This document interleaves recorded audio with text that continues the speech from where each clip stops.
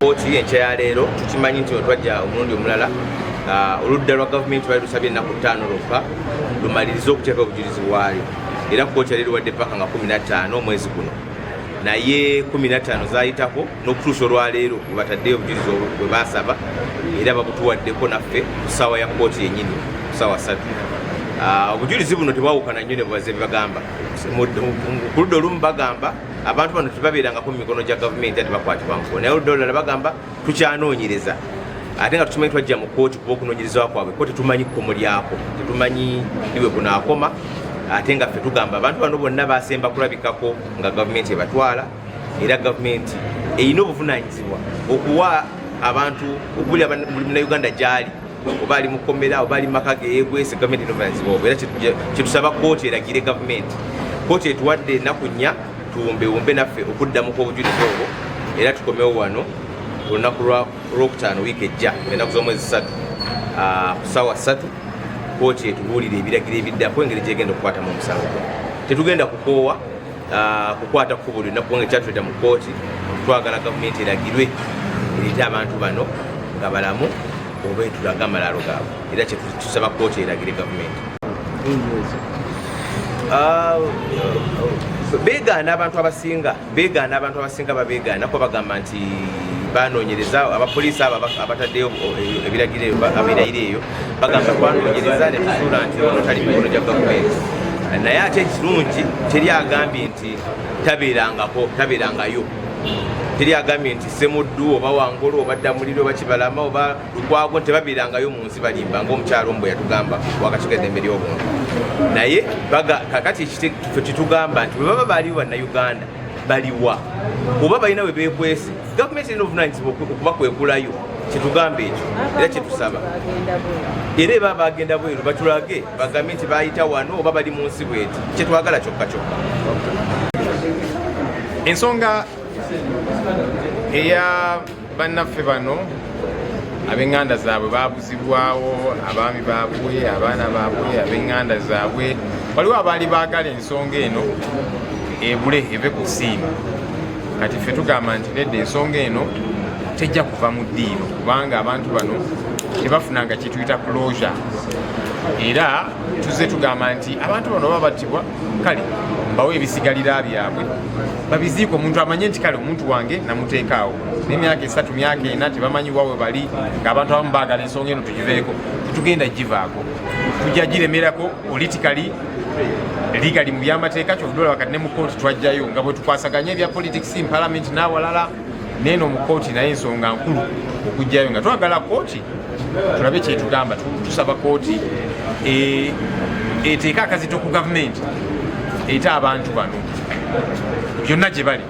oba bafu oba bali mu mbeera ki ebawe ab'enganda zaabwe oba bagamba nti bazza omusango gonna gonna babaleete mu makooti baloyo webali emisango tujja giwoza naye nga tulisa abantu tutegedde wawe bali bagezaako okubibalaatiramu okubizanyiramu era kimuvudde mulaba ono omukulu omutegesi w'ebivulu ennaku zino ndaba abamu obwa minisita bamuteekamu mu bintu bino kigenderere gezaako okubizanyiramu kugamba bifuuke ng'ebyolusaago munange ensonga zino ziri sirias abantu bano babanja abantu baabwe myaka 4 babanja abantu baabwe ensonga ziri sirias so kati ono bamuyingizamu kakati biyingiremu bizanyiremu awo kwegamba abantu babitwale ng'ebyolusaago ensonga zino si za lusaago ensonga ziri sirias wano mu kooti balooya ba gavumenti basooka gamba era bateekayo ebiwandiiko nga bagamba nti abantu bano tebamanyikiddwako naki kyenakola nabawa directions endagiriro nembalaga wa office ya owekitiibwa prime minister weeri nembalaga ka map nti kakati ngende wa prime minister ono kubanga owekitiibwa Nabbanja yagamba nti Kibalama bamusiba kakati natwagala tutandikirawo ku example ya Kibalama n'abalala bonna owekitiibwa prime minister abayambeko baloya ba gavumenti ekyo kyogamba nti abantu bano tebamanyikiddwako naki nembagamba nti owekitiibwa Nabbanja actually yinza okubeera witness wammwe omujulizi wammwe so nabawadde directions office ye wajjeeri oba tebasobodde kutuuka ku office newaka nayo babalagiridde owekitiibwa Nabbanja asola opposite office zaffe ekavulaawo so basobola okugenda gyali n'abayambako boba tebamanyi byamanyi era nga tusaba bamukozese nga witness ng'omujulizi mu nsonga ze. Tubadde wano olunaku lwaleero era okwongera ku nsonga z'omusango guno gwe twawaaba ku nsonga za bano bamaama abantu baabwe ababuzibwawo. Kyanaku of course state nti ekyakola byebadde ekola ebbanga lyonna okuvaayo neraga nti bano abantu si ye balina so nga tukimanyi bulungi nnyo bwe baabatwala. Osoma mu responses zaabwe olabira ddala bali mu kwegaana abantu naye ensi yonna yonna ekimanyi bulungi nti baabatwala era atwalabako ne ripoota emu ya poliisi yo kennyini eyadmitinga nti bano abantu bakwatibwa naye ne bamishandolingibwa. Kakati kyova olaba family zino zibuuza abantu bano balagawa, abantu bano bali luddawa kubanga babatwala ensi yonna ng'eraba. Kati nga Damulira John bamujja wakiseka abantu bonna nga bamulaba era bamutwala ne omwana we gyali era n'avaayo n'atestifyinga ensi yonna ng'emulaba n'abalala bw'owuliriza sitole za buli muntu. Owazimula Dennis ali wano akubuulira omwana we bamusanga ne bamutwala n'ebirala bwe bityo. So tukyabanja bano abantu tubuuza bali luddawa. Tuwuliddewo omusajja gwe bayita Balamu ng'abalaatira mu nsonga zino. Tetwagala zino ensonga bazibalatiremu kubanga zino ensonga za bulamu bw'abantu. Bano abantu families mubalaba bano bamaama baagala kulaba abaana baabwe bali luddawa kubanga bano abantu baagala kulaba baba baabwe baana baabwe okuba nti baali bawagira NUP ne President Kyagulanyi nti si musango bwe baba bakola omusango mubaleete mu kooti bavunaanibwe ng'amateeka bwe galagira. So these are the families of these our people. As you know, we've done many things. The state had asked for 5 days to file extra affidavits and they had been given up to the 15th of this month.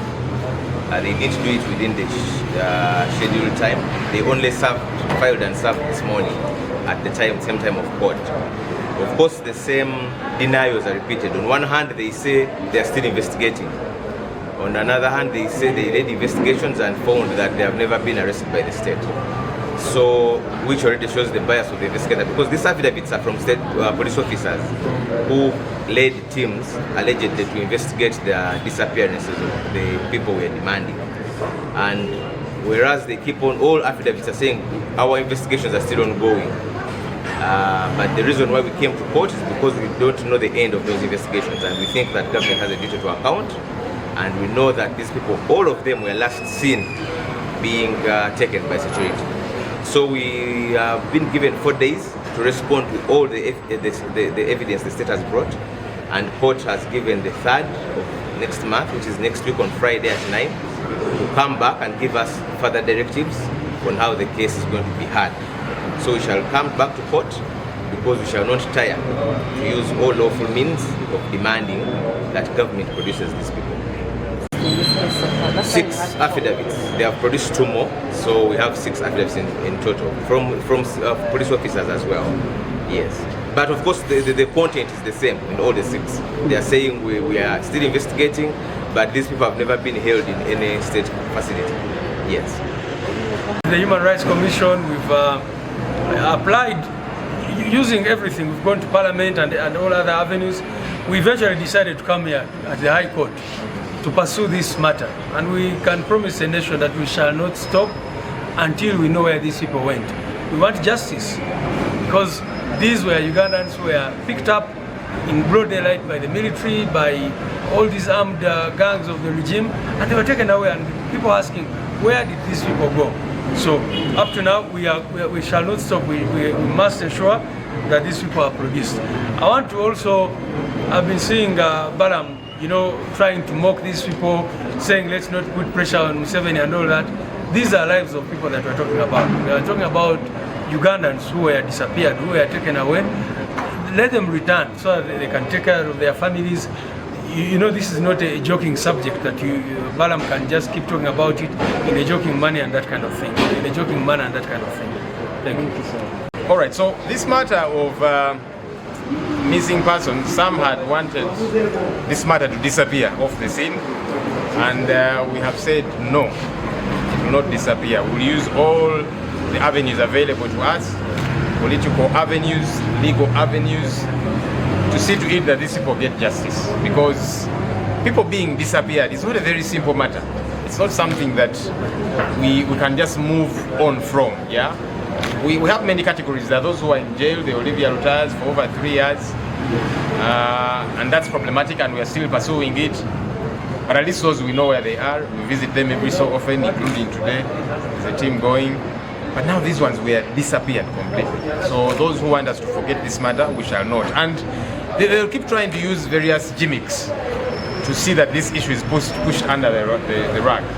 You'll hear some activists. There's this man who used to organize concerts. Now he was made a minister. He came in to try and bastardize this issue, to try and make it seem like a jocular issue, like a joke. And yet these are very serious matters. These people are looking for their loved ones.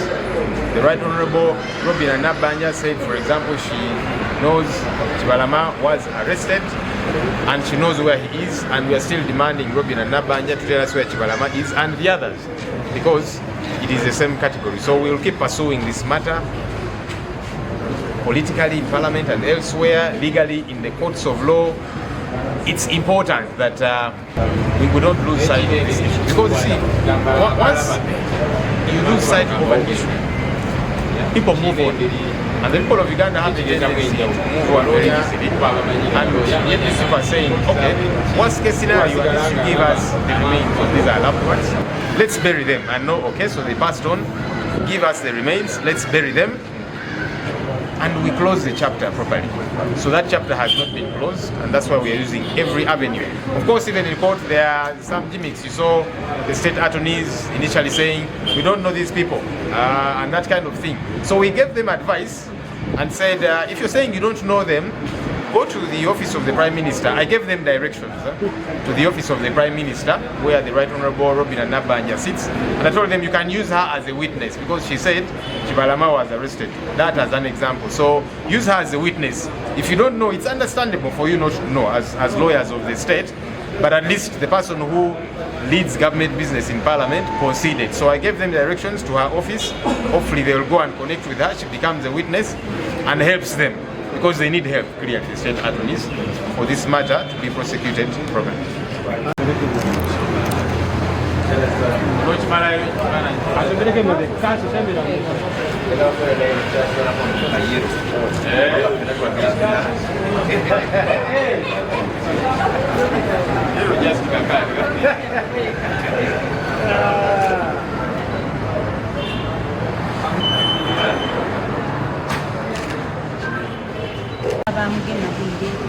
Era yali ne mwine ng'avuga motoka, mwine naye ayireka yakuba kisafi kibakoze eki bamugambye era bagiire nga bakuba kale kentaidi babamutwalaga twanoonya paka ku poliisi paka nankanikigo wona twanoonya abaine banoonya nga taboneka. Zeena mwenkoze eki olweizaire olw'obulumi nakuba nti mwena muwumule zeena nkole ki situkenze njenga bano okuzaala bano omwana aluma aye tiidi mwana wange kuba tugezizaako okunoonya lemeereyo. Kale tuli kusaba gavumenti omwana ife abaana baife baba bali oba baali bayiza musango tumanye nti abaana bakola ki bayiza omusango guno.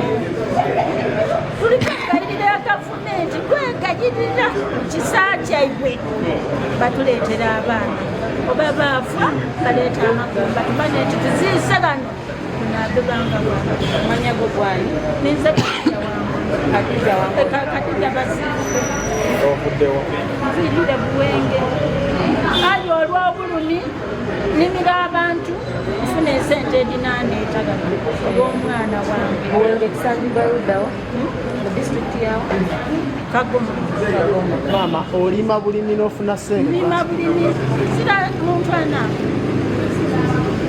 nima bulimi nfuna esente edinakolaki edinandeetaano dibe nti diriwo baba bankubira esimu ati dda tujja mu kkooti era mwenzikukira ntuusa kuno saawa 10 na ndala ku kyalero ekibaddewo bye bakunyonnyodde olina essuubi lyofunye tegana ife tusibokeirere tugiire otuuka bwana atekoze eki tuba tubaire tutyaimengeere tugiire otuuka ogambye omuntu weyani omulenzi isafu ekiwangolo